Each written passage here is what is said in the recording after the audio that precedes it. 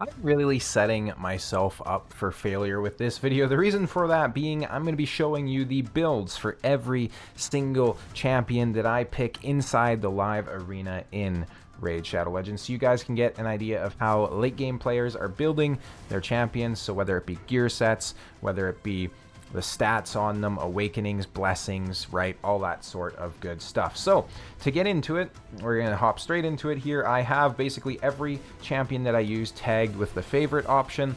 That way I can just simply go ahead and, sort by favorites when I'm inside the live arena, and I don't have to scroll through all my champions and all that sort of good stuff, right? So the champion tag filters is a huge part of this. I'd recommend you guys do the same thing as well. What was happening before is I would constantly be wondering, hey, does this guy have gear? Is this guy usable right now? Is it a broken build? All that sort of good stuff. And the tags have really helped with that. Obviously, it's not perfect. So, for example, Sun Wukong and Sanguine Maria kind of share the gear set. So keep that in mind. We'll talk about that a little bit more when we're going through their stats. But pretty much everybody else on this list stays built. So we're going to go ahead and talk through, again, the blessings, the stats, and the gear set. So let's get straight into it with Karnage. Pretty simple build. 4-piece stone skin plus lethal. In terms of the blessing, he has lightning cage, which is going to go ahead and try to protect his stone skin, and he has a wand of submission artifact.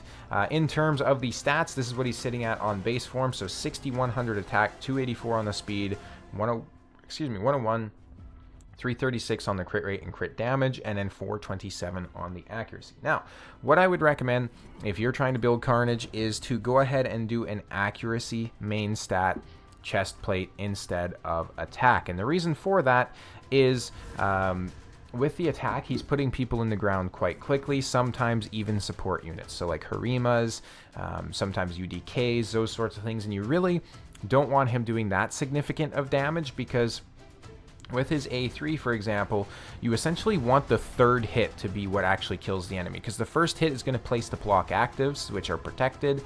Block passives, block actives goes on second, which is protected, and then the third hit steals the turn meter. But because of his passive, he's then also going to take a debuff spread when he kills somebody, and it goes to everybody else, right? So you really want that third hit to be what kills the enemy. So just, less attack, more accuracy is what I'd recommend. Embry the Anomaly. Basically, everybody should have this guy now at this point. Based on picks that I'm seeing inside the live arena, goddamn, everybody really does have this guy. In terms of the blessing, well, I don't have him awakened, so I don't have a blessing on there right now, unfortunately. If I did, I'd be running him inside Lightning Cage as well to go ahead and protect that stone skin buff, because, of course, he is built inside 4-piece stone skin and 4-piece lethal, which is something you'll see quite frequently. Now, I do have the Death Dealer relic on him. I was lucky enough to pull this, right? So he's always going to be doing critical hits. He gets some speed, he gets some HP, but he's going to receive a lot more damage. This is fantastic, right? Because it means that affinity is not a problem. It means that, so reaction gear, I believe, can still affect this, but one cool interaction is a lot of times you're going to be going against enemy Mariuses, and if you switch over into your alternate form, and if you get enfeebled, generally you're then not really able to smack people. But with the Death Dealer relic on him, that doesn't matter, right? And you can just go ahead and smack people anyways, right? Because he's going to do a critical hit even if he has enfeeble, which is really cool. And in terms of the stats, we'll go ahead and take a look at his alternate form, because that's his big damage dealing form anyways. 98,000 HP, 277 on the speed, and then we obviously don't have him crit capped. He has the Death Dealer artifact. If he didn't, you'd want to have him crit capped, and then 273 on the crit damage. Now, if I had this guy awakened, he'd be so much stronger, but that's really the best build that I was able to eke out on him currently. Krixia, same kind of thing. She doesn't have an incredible build or anything like that by any means, because she doesn't have an awakening. She does have a wand of submission, and then in terms of the stats, you're really just looking for speed. So she's at 387 on the speed, 498 on the resistance, which essentially works as pseudo accuracy for her, which is pretty cool. And then she does also have supersonic. So she's 4-piece supersonic, 2-piece righteous, 2-piece pinpoint for the speed bonuses. Contrary to what some popular YouTubers will tell you, Supersonic is the best set inside the entire game of Watcher of Realms for speed champions that you're trying to have cut in. Lady Noelle is essentially my counter 2 bomb champions. So your Commoduses, your Nishaks, those sorts of things, right? So she's built out inside a 4-piece stone skin as well as a 4-piece feral so that she can get the block debuffs at the start of the round. I have had Pythion built in the same fashion, but I just found that Lady Noelle with her AoE revive plus freeze was significantly better, and she seems a little bit tankier as well, which is interesting. In terms of the stats, she's 76,000 HP, 4,500 defense, almost 300 on the speed, right, 299, and then 596 resistance, so she's definitely packing a little bit of resistance there as well. And she does also have the Wand of Submission. Moving on to Marius, this is my PvP build, so I'll go ahead and go to the preset manager. This is going to be the PvP build for him when I want to run PvP build specifically, though I haven't really been running Marius inside my live arena teams. The reason for that being, I'm essentially just waiting until I get a 6-star blessing on him so that I can then run him in probably either Crushing Rend or potentially Polymorph, right? Because the 5-star blessing on him just isn't incredibly strong, and I'd like to have a little bit more out of him before I start to run him full time. So that's just something to consider there as well. I do sometimes pick the PvE build though, so these are the stats on the PvE build if you want to go ahead and replicate that. I'm going to be honest, I basically do not use Astrid inside live arena anymore unless I'm really desperate for some sort of a speed pick and they've already taken like Arbiter and those sorts of things. So these are her stats. She's not incredibly fast by any means. She has good accuracy. She's built for PvE mainly. I'd probably also want to build her inside Supersonic if I was using her long term inside the live arena, so something to consider there. Harima is somebody that I habitually use inside the live arena. She's one of my top picks. She's so useful for countering Marius, for countering Embry, Sun Wukong, any sort of ignore defense-based damage dealer like that. She's so strong against. These are her stats, so 6,900, almost 7,000 defense, 237 on the speed, 110, and then 308 on the crit rate and crit damage respectively. For the build, she has Defiant and Lethal. She has a 1-piece feral, but that's just, you know, kind of coincidental. And she does have a Wand of Submission. Something you're going to notice is that pretty much every champion I use inside the live arena has a Wand of Submission, and that's because it's absolutely broken. Sun Wukong, his gear is shared with Sanguine Maria. We'll go ahead and talk about that in a little bit. Armanz, pretty simple build, right? So 5-piece Supersonic to get that extra speed bonus, Divine Speed, then Pinpoint. These are going to be his stats, so 352 on the speed, 404 on the accuracy. He's kind of a very niche pick, all things considered. Time was when you'd be picking basically nobody but Armanz. Now he's really only picked if the other team has taken a ton of mythical champions, and the reason for that being, obviously you can't really control somebody like a Embry with a Fabian or a Krixia. You really need to have turn meter steal instead of the skill cooldowns, right? So something to consider there. Now, Maritka the Unbreakable, one of my most picked champions. If you were to take a look, she's probably like top 2. Her and Embry are pretty close together. She is built inside the Crucian Special, right? So 4-piece Relentless, 4-piece Stone Skin.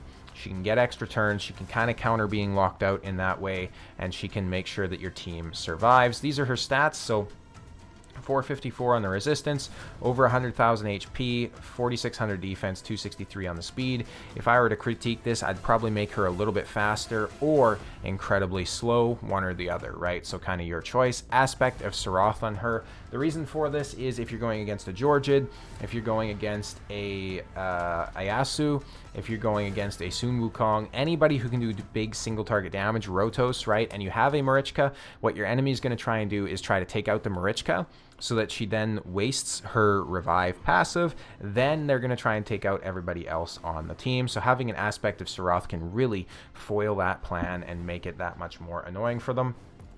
Taurus is to the point where he doesn't have a relic on. Surprisingly, I don't really ever pick Taurus inside the live arena, but these are his stats, right? So 106,000 HP, 3,500 defense, 244 speed, 234 rather, and then 277 on the crit damage. He doesn't have a relic, like I mentioned. I've been kind of not really talking about blessings. Maritka has Lightning Cage. Armanz has Polymorph.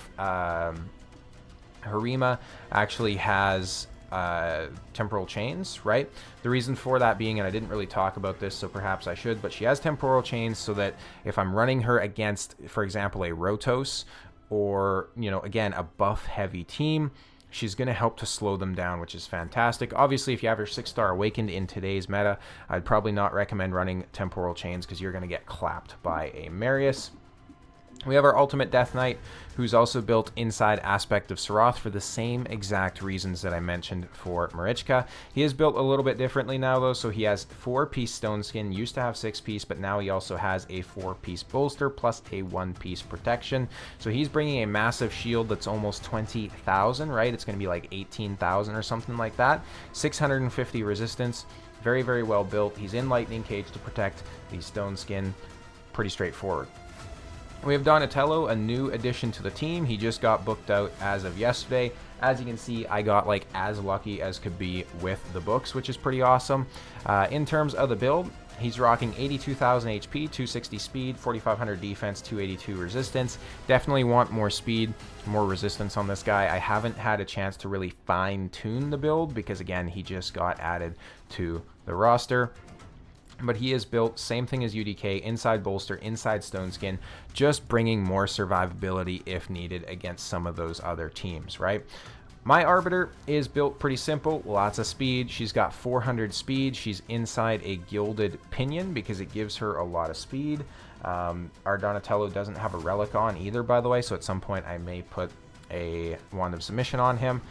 She's built out just for speed, right? So Pinpoint, Divine Speed, and Speed sets, as well as a 1-piece Merciless in there.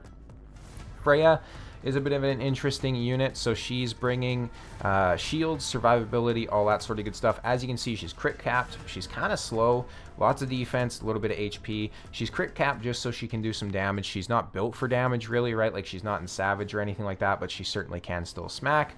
She's got a 6-piece Stone Skin, 1-piece resist protection rather, and then 2-piece Feral. So she's getting speed, Stone Skin for 2 turns. She's pretty fantastic. Another way I'd potentially recommend building her is going to be as a potential bomb counter, right? So very much the same way that I have a Noelle built.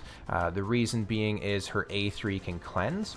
So if you build her inside Stone Skin plus Feral, she can counter Commodus and those sorts of things. Though, the one thing to keep in mind is Commodus is very hard to counter, and the reason that Lady Noelle is my counter to him is because she can revive. So Freya is not really going to be a counter to Commodus because he can detonate the bomb, so you really need a reviver to bring people back. She's going to be better for countering like a Nishak or something like that. He-Man, we're just going to kind of gloss over really quickly. He's built. I may use him sometimes. He has terrible stats. You know, not the best gear, so I really don't use him too much. And Korra, kind of the same thing at this point. I don't really use her much anymore. She has over 100,000 HP, 278 speed, and then 322 on the resistance. She's just sometimes kind of like a very, very niche pick if I have to go against like a Fabian or something like that, and I don't want to deal with the true fears. Speaking of which, Fabian apparently isn't tagged right, so we'll have to take a look at him independently. Ayasu has a pretty okay build, 6,400 attack, 264 speed, 100, and then 245 on the crit rate and crit damage. Decent resistance, decent accuracy. He doesn't have a relic.